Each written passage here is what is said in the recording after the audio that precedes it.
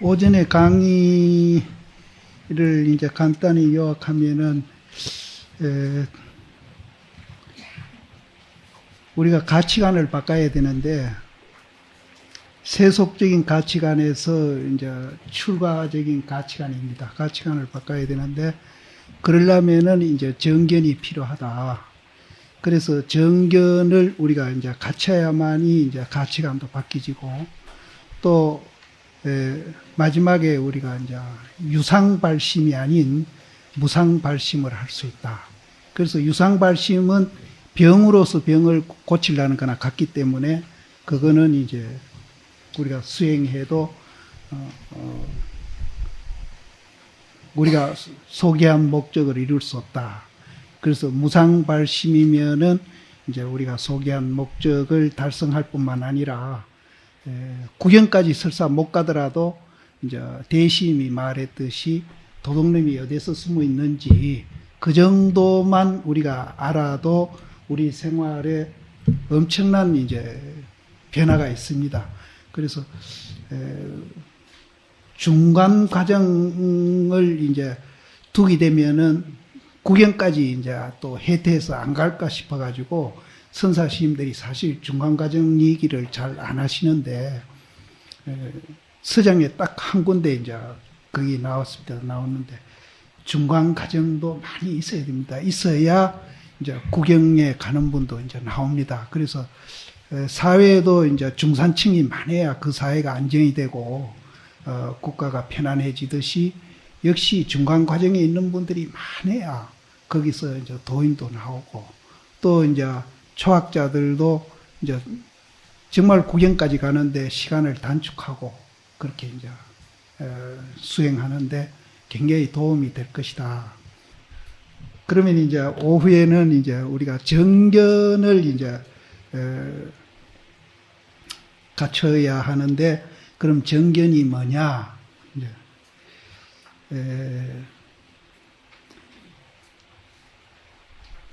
부처님이 이제 깨달았다고 우리가 그러는데 뭐를 깨달았느냐 이깁니다. 뭐를 깨달았느냐? 중도 연기를 깨달았다. 그런다. 중도 연기를 깨달았다. 그래서 중도 연기에 대한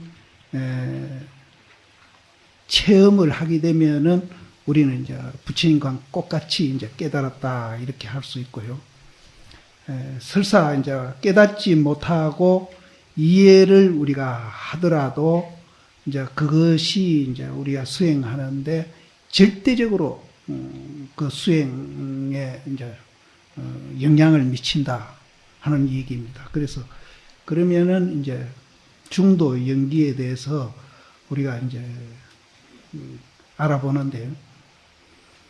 중도 연기를 우리가 이제 먼저 얘기하기 전에 부처님께서 이 세상에 있는 모든 존재는 단일로 독립된 존재는 없다 이깁니다. 단일로 독립된 존재는 없다. 모두 다 이런저런 이제 그 인연이 또 조건이 맞아가지고 집합돼가지고 만들어진 존재지 단일로 독립된 존재는 없다. 이제 단일로 독립된 존재는 없다는 거 이거를 이제 우리가 꼭 이제 이해를 하시고 중도 연기에 대한 얘기를 들어야 이해하는데 굉장히 도움이 됩니다. 그래서 원시 불교에서도 부처님이 이제 중도 연기에 대한 표현을 형상이 있기나 형상이 없기나 그러니까 이 세상에 이제 모양이 있는 것도 있고 모양이 없는 것도 있거든요. 그래서 형상이 없기나 형상이 있기나 모든 존재는 연기로서 존재하고 있다. 단일로 독립된 물체는 없다. 그래서 이 연기를 보는 사람은 이제 법을 보고 법을 보는 사람은 연기를 본다. 이제 그렇게도 표현되어 있고 법을 보는 사람은 나를 본다라고 표현된 데도 있습니다. 그러면은 이제 물질 이꼬르 연기 이꼬르 법 이꼬르 열애입니다. 그렇다면은 이제 우리가 본래 우리는 부처로 되어 있다는 말이 성립합니다. 존재 이꼬르 연기 이꼬르 법 이꼬르 열애입니다. 그래서 원시불교에서는 본래 성부를 인정을 안 합니다. 그분들은. 그런데 이 말이 원시불교에 있거든요. 그래서 제 잘 아는 뭐 이름 대도 괜찮겠죠. 할성심이 내가 만날 때마다 이 얘기를 했더니 저기 어디에 있는 이 얘기를 저렇게 자꾸 나 만날 때마다 하는가 해서 찾아봤답니다. 찾아보니까 이제 자기는 어디에 있더라는 얘기를 했는데 그거는 내가 잊어버리고 원시불교 경전에 그게 있더랍니다. 그래서 극강 유사한 말들이 이제 여기 교재에도 많이 나와 있습니다. 지금 많이 나와 있는데, 근데 이게 불교에서만 이제 이렇게 우리가 주장을 하느냐? 근데 아닙니다. 내가 뭐 세속 공부를 안 해가지고 물리가 뭔지도 모르지만은 이제 내가 그 단편적으로 물리책을 보니까 거기에도 그렇게 주장을 했더라고요. 그래서 저한테 어떤 스님이 그 파이만이 쓰는 물리의 6가지 이야기라는 책을 누가 한 권 보내줬어요. 그래서 그걸 이제 한번 내가 보니까 파이만이라는 미국의 물리학자는 그렇게 표현을 했어요. 우리 같이 무슨 연기니 이런 표현은 안 했죠. 안 했는데 그분은 자기를 이렇게 표현했어요. 대중 앞에서 강의를 하면서 수천 수만 개의 이 원자 덩거리가 여러분 앞에서 이렇게 강의하고 이제 왔다 갔다 하면서 강의하고 있다면은 여러분들이 믿겠느냐. 자기 스스로 자기를 원자 덩거리라고 그렇게 표현을 했습니다. 그러면 그 원자는 그럼 단일로 된 물체냐? 아니죠. 그래서 이제 지금 물리학에서는 이제 그보다 더 적은 케크가 이 얘기가 나오고요. 그게 이제 최소 단위의 물체다 이렇게 보는데 그것도 분석을 하니까 케크가 한 개만 되어 있는 게 아니라 여러 개가 이렇게 복합이 되어 있어요. 그래서 그거보다 더 적은 힉스라는 물질을 가상을 해놓고 30년 전부터 지금 저 스위스 국경 지방에서요. 그거 발견하기 위해서 27km나 되는 큰 도움을 만들어 가지고 지하 몇십 메타 밑에서 그 도움 속에서 물리학자 1200명이 그 힉스를 발견하기 위해서 연구를 하고 있어요. 30년.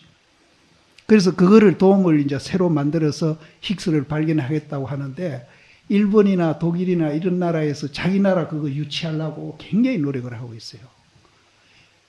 이 힉스는 아직 질량화되지 않는 이제 가설된 소립자입니다. 아직 질량화되지 않는 거. 이렇게 얘기하면 연기를 또 전변설로 보느냐. 그래서 이제 이 얘기를 내가 삼가하는데 어쨌든 이제 그런 이제 그것이 최초 물질이 될 것이다. 발견을 하면은. 그래서 일부 이제 물리학자들이 그 힉스를 신의 입자다. 이렇게 이제 이름을 붙이고 있습니다. 신이 이제 최초 물건을 만드는 사람이니까.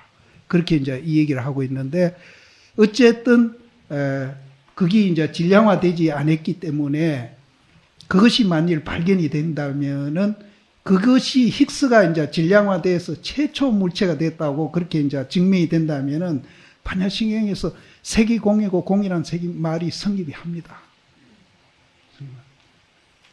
저는 전변설식으로 이제 무슨 어디서 이제 무슨 생성돼 나왔다는 그런 입장에서 이걸 얘기하는 게 아니라 그 힉스라는 존재를 하나 놓고 우리가 이 얘기를 하더라도 그렇게 이제 이 얘기를 할 수 있다는 겁니다.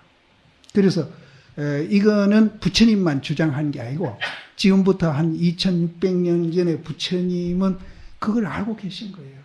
근데 요즘 사람들이 표현하는 이제 말하고 부처님이 표현하는 말이 달라서 그렇지 내용은 사실은 같습니다. 그래서 지금 물리학자들도 우리가 이제 단일로 독립된 물체는 없다는 거예요.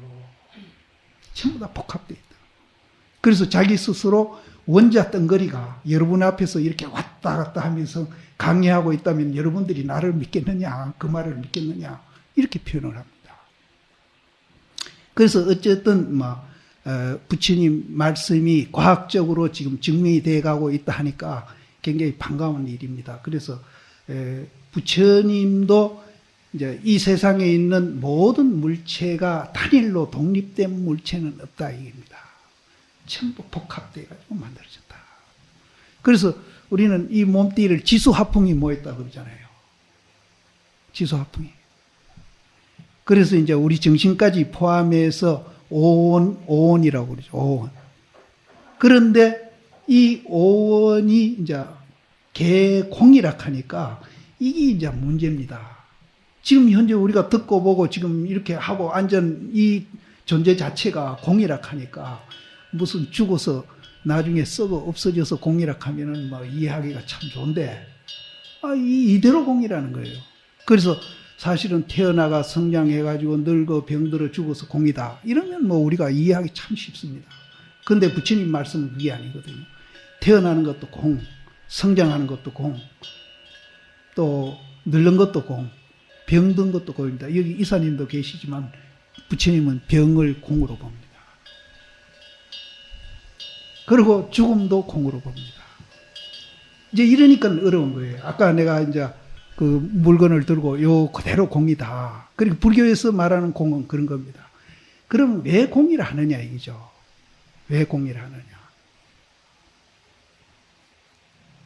근데 육조단경 보면은요, 이 말씀이 육조단경에도 있어요.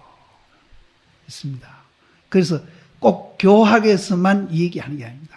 그래서 이거를 우리가 이제 이해하면은 그냥 우리가 이제 부처님이 본 그 깨달음 세계를 이제 지식으로 이해하는 거고요.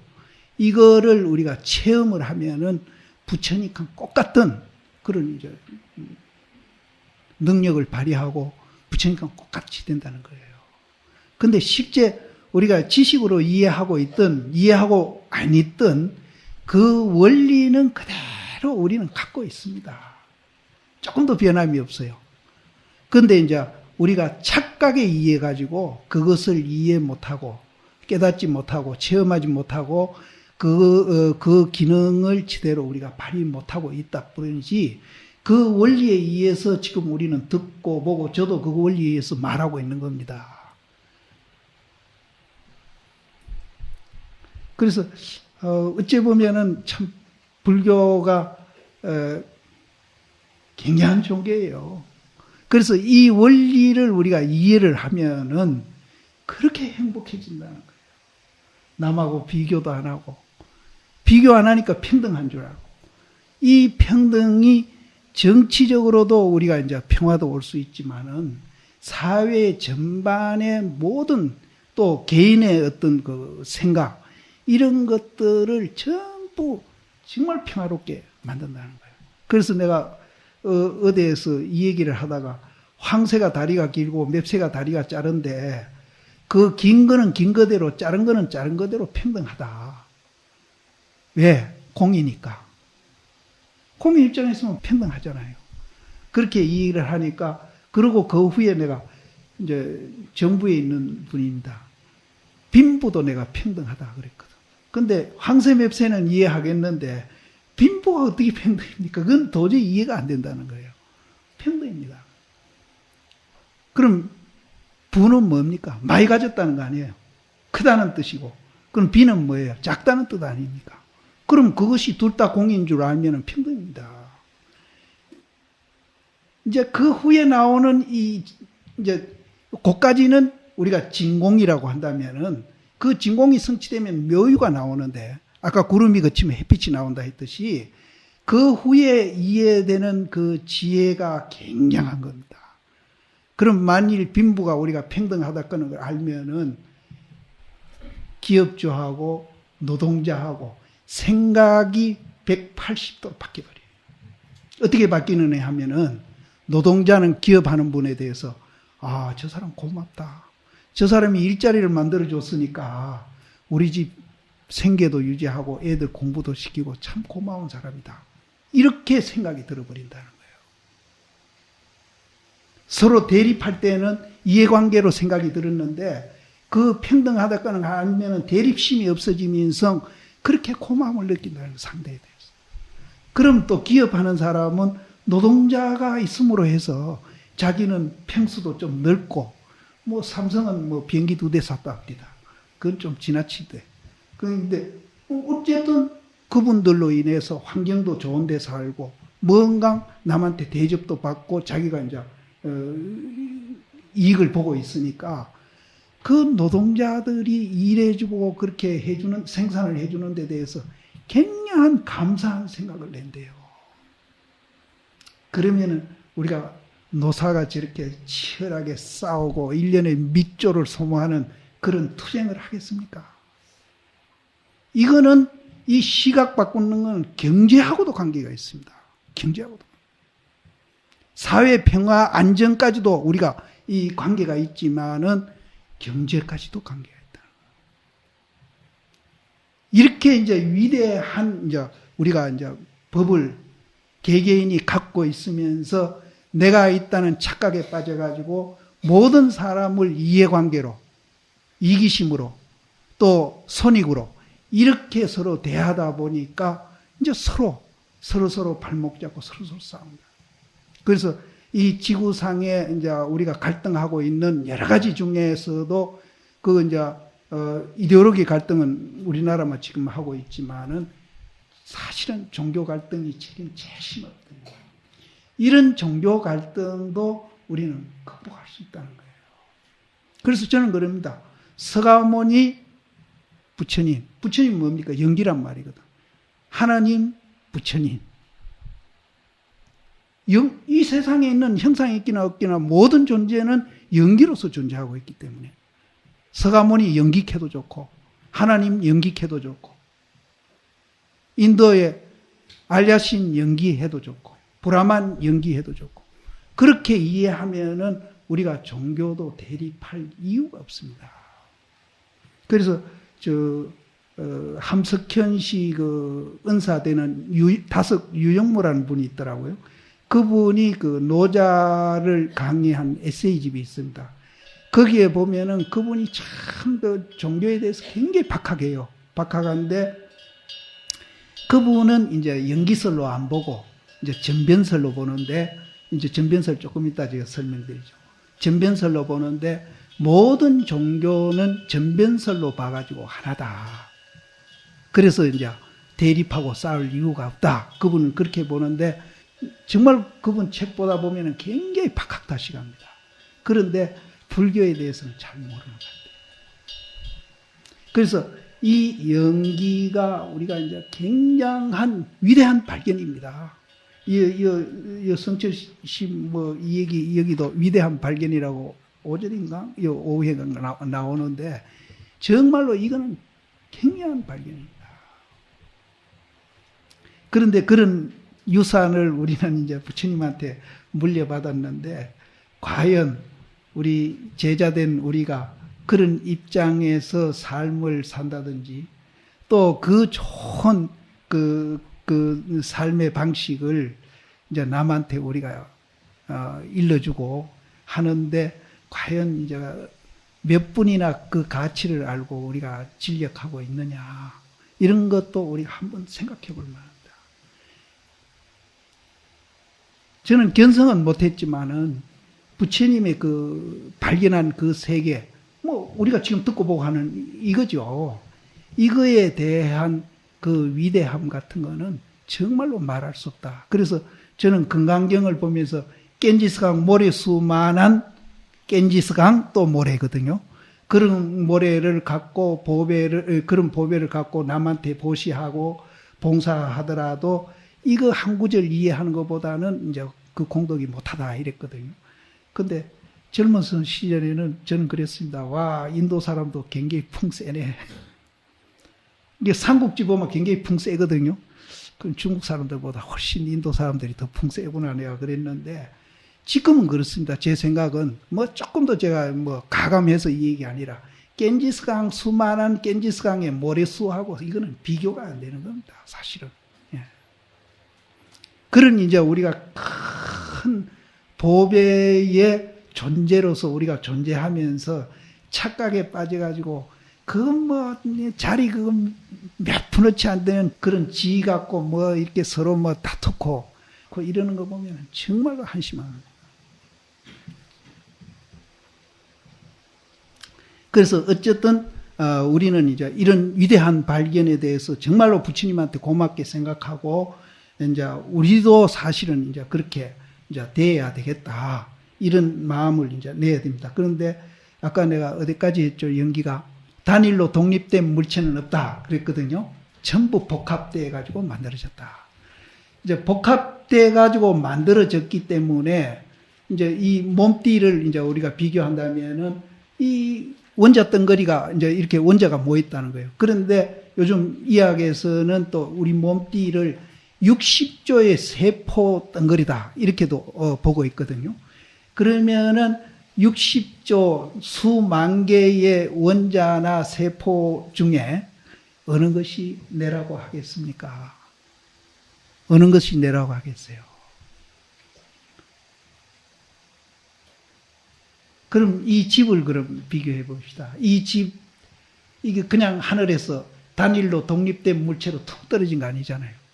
이 집만 하더라도 수백 가지, 수천 가지 재료가 모여서 얽혀 놓으니까 우리는 집이라고 이렇게 보는데 우리가 그렇게 볼 때 안 보거든요. 그냥 단일로 독립된 물체로 본단 말이에요. 그리고 우리는 집이 좋다든지 나쁘다든지 이렇게 이제 얘기를 하거든요. 그러면 이거를 분해하면 집이 없잖아요.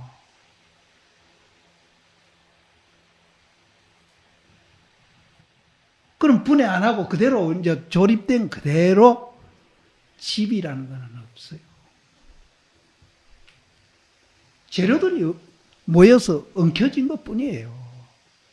그런데 우리는 이거를 집이라는 이름을 붙여가지고 있는 양 우리는 생각하는 거예요. 이 몸띠도 마찬가지예요. 어릴 때 아버지 엄마가 이름을 지어주니까 그럼 이름이 진짜 내가 있는 양, 이 세계에 있는 양 이렇게 생각합니다.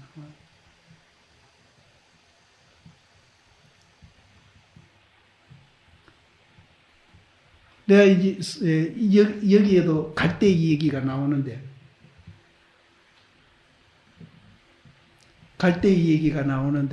이제 여기 갈대가 없으니까 내가 가끔 이제 손가락도 이 얘기합니다. 이걸 A락하고 B락하고 그럼 이것이 이제 연기를 일으키게 되면은 이것이 서로 의지를 합니다. 연기는 서로 의지하는데 그 속성이 있어요. 근데 의지하는 그거를 우리는 이제 그 12연기할 때 무명행 할 때 그 행이 서로 의지하는 그 기운입니다. 이렇게 서로 의지함.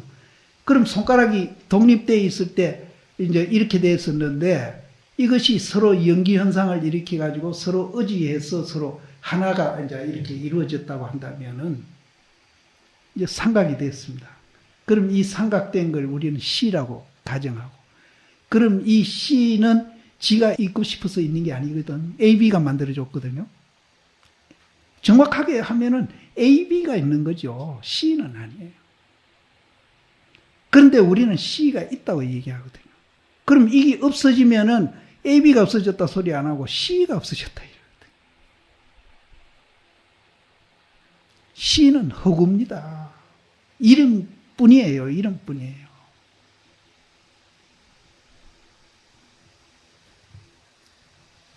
그래서 부처님이 형상이 있기나 형상이 없기나 모든 존재는 연기로서 존재했고 연기는 이제 복합됐다는 소리 아닙니까? 단일로 독립된 게 아니고 복합되어 있기 때문에 거기에는 내라는 실체가 없다는 거예요. 내라는 실체가 없다는 거예요.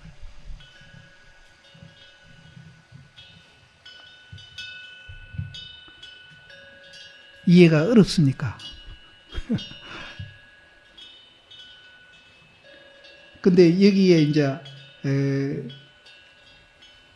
백일법문에서 이제 그 연기 중도 나온 대목을 이제 간략해서 요 앞에 이제 이 교재에 넣어놨거든요. 넣어놨는데 요것을 이제 조금 다는 이거 분량이 많아가지고 오전면들 그렇게 할 수는 없고 부분적으로 이제 이름이성 이제 설명을 드릴까 싶습니다. 오전에도 말씀드렸지만은 우리가 이제 이런 강의를 하고 이런 모임을 갖고 하는 목적은 이제 부처되는 겁니다. 근데 부처가 다른 게 아니고 우리가 영기로서 존재하고 있다는 것을 체험을 하면은 그게 부처입니다.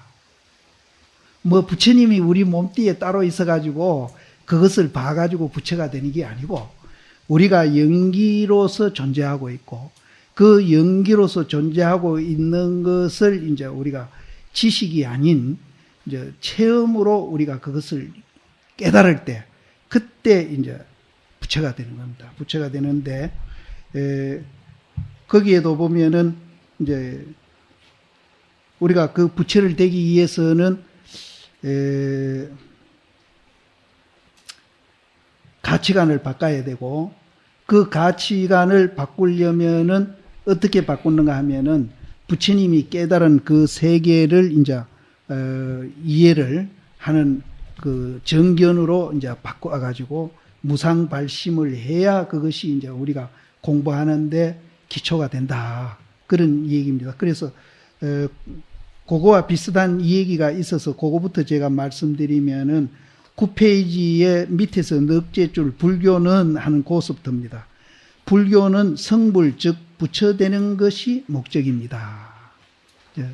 우리가 부처되는 것이 목적입니다. 근데 이제 뭐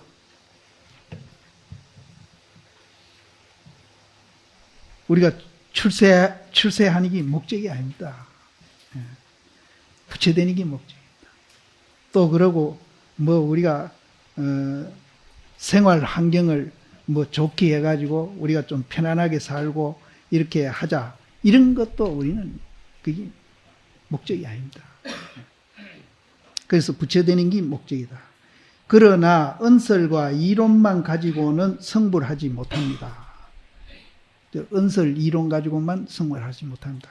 그래서 우리는 지금 하고 있는 것은 뭔고 하면은 아까도 말씀드렸지만은 일단은 우리가 성불하기 위해서 화두를 열심히 해서 화두를 타파해 가지고 체험하기 위해서는 우리가 이제 가치관부터 바꿔야 되겠다. 삶에 대한 목표를 바꿔야 되겠다. 삶에 대한 목표를 바꿔야 되겠다. 삶에 대한 목표가 출세하는 거라면은 그건 부처님 법하고 어긋납니다. 또 좋은 환경에서 살고 싶은 거 이것도 어긋납니다. 그래서 삶의 목적은 어디까지나 우리는 성불이다.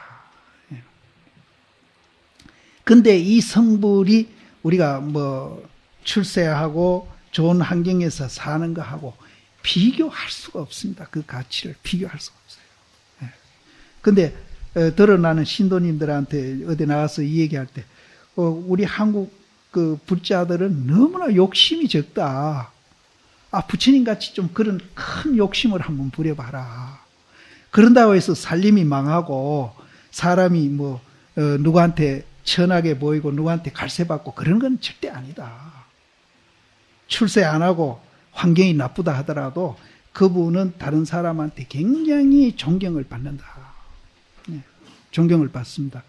근데 우리나라 지금 이제 환경 좋은 데 살고 출세한 분 중에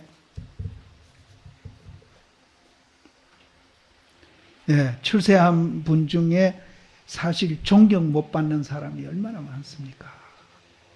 우리 사회에 뭐 대통령도 있고 뭐 출세한 사람이 많습니다. 많은데 저들 우리 어릴 때 정말로 동네 면장하시고 군수하시고 이런 분들에 대해서 존경심 냈던 거 하고요. 요즘 어린이들이 국가 지도자들한테 존경심 내는 거 비교가 안 돼요. 그냥 이름을 저 친구 이름 부르듯이 불러요. 그래서 이 사회에 어른이 없다는 얘기를 하지 않습니까? 그건 무슨 소린가 하면은 인격을 갖춘 사람이 없다 이겁니다. 근데 이거야말로 정말 우리가 부처가 되면은 인격에 이게 비교가 안 됩니다. 그래서 부처님 당시에는 부처님 옆에 가기만 하면 다 성불해요. 다 성불해요. 그래서 하근기들도 부처님한테 뭘 물으면은 부처님이 그 사람 근기에 맞춰서 설법해주고 나면은 다 깨닫는 거예요. 근데 성가에서 정말 존경받는 사람 누가 있습니까?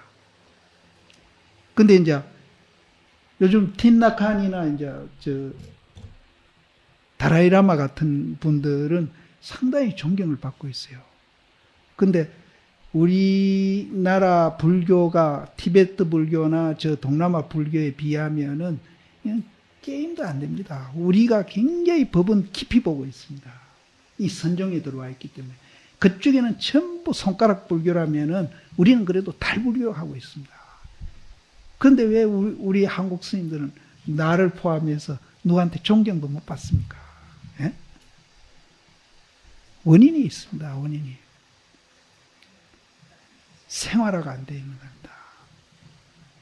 그래서 지가 지금 여기서 정견을 얘기하면서 정말 간곡히 부탁하고 싶은 거는 이 정견을 체험하면 깨달음이지만은 우리가 이해하는 것은 깨달음이 아니거든요. 그래서 수행하는 데 도움이 되기 때문에 제가 이제 이런 얘기를 지금 사실은 나는 조사 시임들이 보면은 저와 똑같은 그런 체제로 공부를 하고 있으시더라고요. 그런데 그 근래 한국 불교가 어떻게 된지 나는 어록을 보면서 그 체제대로 이 얘기를 해도 나를 이단시하거든요. 고심 교학자라는 거예요. 수자가 아니라는 거예요. 내 상자부터 그럽니다. 내 상자부터 스님 정견이 뭐 필요합니까? 하두타파만 하면 되지. 누가 하두타파 못하게 하나요? 하두타파를 더 잘하자는 거죠. 나는 더 빠르게 효과적으로 하자는 거지. 내가 안 하자는 건 절대 아니거든요. 내가 이제 다음 시간에 이제 그걸 내가 검토해보고 스님들한테 말씀드리려고 하는데 무자 하두에 십종병이 나옵니다. 그 대신 무자 하두 십종병 나오고 그거를 이제 한국의 나홍심도 도입해다가 그 어록에 그걸 실어놨고요. 보조심도 실어놨고 보조심 제자 진각스님도 그 무자 하두에 대한 십종병 얘기해놨거든요. 그거 보세요. 그거 보면은 제가 자세히 안 봐서 모르는데 이제 제가 보고 얘기하려고 그랬는데 지금 이 얘기를 합니다. 거기에도 유무에 떨어져서 공부하면은 절대 공부가 안 된다는 그 얘기입니다. 그럼 제가 정견 갖추고 공부하자 하는 거하고 뭐가 말이 들립니까? 같잖아요. 하도 십종목 보시라고. 십종병 보시면은 거기에는 전부 다 유무에 떨어지면은 공부가 안 된다는 거예요. 유무에 떨어지지 않고 공부를 지어가거라 이기거든요. 그럼 제가 정견 갖추고 공부하자는 소리하고 뭐가 들리냐 이 말이에요. 근데 나를 이단시해요. 나는 옛날 스님들은 그렇게 했다고 봅니다. 그리고 이 근래 선지식들도 이제 요 얼마 전에 이제 정말 이제 향곡심이나 성철심 그 위에 이제 동상스님이나 이제 이런 분들이 있을 때 그분들도 역시 그렇게 했습니다. 정견을 얘기하시고 그 자리에서 그걸 깨달으면은 정말로 좋고 못 깨닫는 분은 그 정견을 의지해가지고 수행해 가거라 이기거든요. 근데 나는 조금 더 내가 거기에 틀리지 않고 이 얘기를 하는데 그래서 이 얘기도 이제 제 얘기가 옛날 조사시임들이 한 얘기하고 틀리지 않으니까 스님들도 안심하시고 제 얘기를 믿어주시고 들어주십시오 이깁니다. 그래서 그 정견이 여기에도 나오듯이 이제 우리 목표는 성불이다. 성불이고 여기에도 은설과 이론만 가지고는 성불하지 못합니다. 그럼 무엇하려고 팔만대장경을 만들어 놓았는가? 그럼 은설과 이론 가지고 성불 못한다면은 팔만대장경은 말로 만들어놨냐 이죠. 그리고 금강산이 천하에 유명하고 좋기는 하나 그것을 세상에 알리기 위해서는 안내문이 필요합니다. 안내문. 안내문이 정견입니다. 그리고 마찬가지로 이 언어 문자로 이루어진 언설과 이론인 팔만대장경은 깨달음에 이르기 위한 일정의 노정기입니다. 이게 정견입니다. 그러면 정견이 이제 원시불교에서도 정견을 얘기했고 대성불교에도 정견을 얘기했는데 이제 계속 이 정견 얘기를 이제 나올 테니까 그거를 이제 원시불교나 대성불교는 이제 공이 정견을 얘기했고 그것을 이제 체험하고 깨달으면은 이제 그게 부처다. 그거는 이제 뭐 대소성이 꼭 같습니다. 같은데 이제 소성 쪽에는 말을 조금 이제 달리 표현을 하기는 합니다만은 저는 이제 그 말도 같다고 봅니다.